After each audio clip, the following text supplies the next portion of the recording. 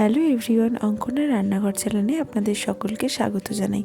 আজ আমি যে রেসিপিটি আপনাদের সাথে শেয়ার করব সেটা হলো বাঙালির প্রিয় মাটন কারি রেসিপি। এই রেসিপিটি তৈরি করার জন্য আমি প্রথমে মাটনটাকে নিয়ে ভালো করে গরম জলে ধুয়ে পরিষ্কার করে নিয়েছি। এরপর আমরা কিছুটা পরিমাণ হলুদ গুঁড়ো, 2 চামচ মতো লঙ্কা গুঁড়ো দিয়ে ভালো করে মাটনটাকে ম্যারিনেট করে কিছুক্ষণ চাপা দিয়ে রেখে দিচ্ছি।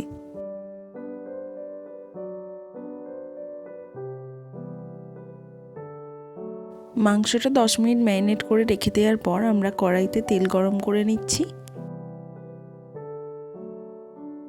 তারপর আমরা আলুগুলো এক এক করে ভেজে নিচ্ছি।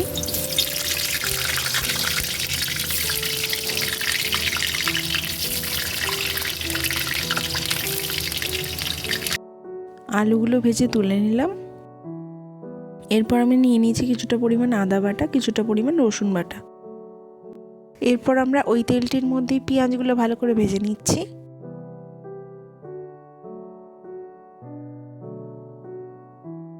গ্যাসের ফ্লেমটি মিডিয়ামে রেখে পেঁয়াজগুলো ভালো করে ব্রাউন করে ভেজে নিচ্ছি। তার সাথে আমরা উপর থেকে দিয়ে দিচ্ছি কিছুটা পরিমাণ আদা বাটা, কিছুটা পরিমাণ রসুন বাটা।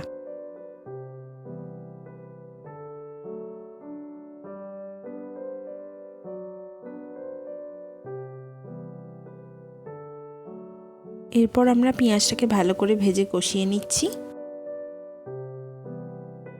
এরপর আমরা রান্নাটার মধ্যে অ্যাড করছি কিছুটা পরিমাণ জিরে গুঁড়ো, কিছুটা পরিমাণ গরম মশলা গুঁড়ো। এরপর আমরা কিছুটা পরিমাণ জল দিয়ে নিলাম।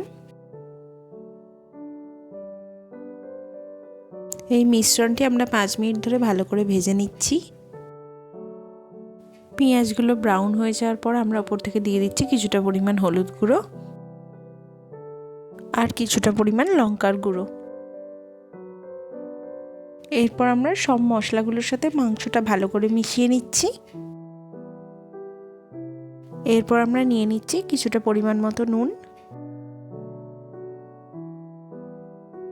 এরপর আমরা গ্যাসের ফ্লেমটি মিডিয়ামে রেখে মোটামুটি 20 মিনিট মতো মাংসটাকে ভালো করে কষিয়ে নেব।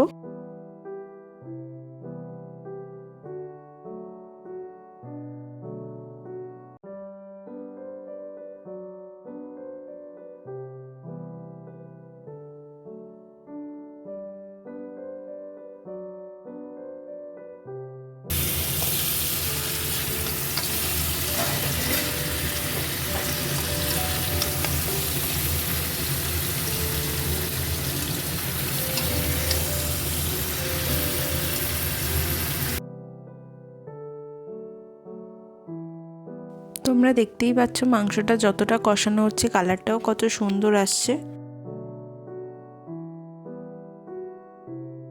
আমাদের অলমোস্ট মটনটা সেদ্ধ হয়ে গেছে এবং সুন্দর একটা কালারও চলে এসছে।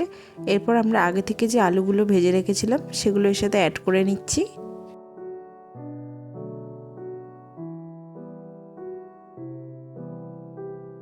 আলুগুলি তরকারিতে দিয়ে নেওয়ার পর আমরা পরিমাণ মতো টমেটোটাও এর সাথে অ্যাড করে নিচ্ছি। এর মধ্যে আমরা হাফ কাপ মতো জল অ্যাড করে নিচ্ছি। তারপর আমরা 5 মিনিট মতো চাপা কড়াই এটাকে রান্না করে নিচ্ছি। 5 মিনিট পর আমাদের 90% মাটন সেদ্ধ হয়ে গেছে এবং লাল লাল ঝাল ঝাল বেশ সুন্দর দেখতেও হয়ে গেছে। এরপর আমি মাটনটার মধ্যে 1 কাপ মতো জল ঢেলে নিচ্ছি। মাটনটার সাথে আলু দিয়ে ঝোলটা ভালো করে মিশিয়ে নিচ্ছি। এরপর আমরা একটা প্রেসার কুকার নিয়ে নিয়েছি, তার মধ্যে আমরা অল্প অল্প করে মাটনগুলো তুলে নিচ্ছি।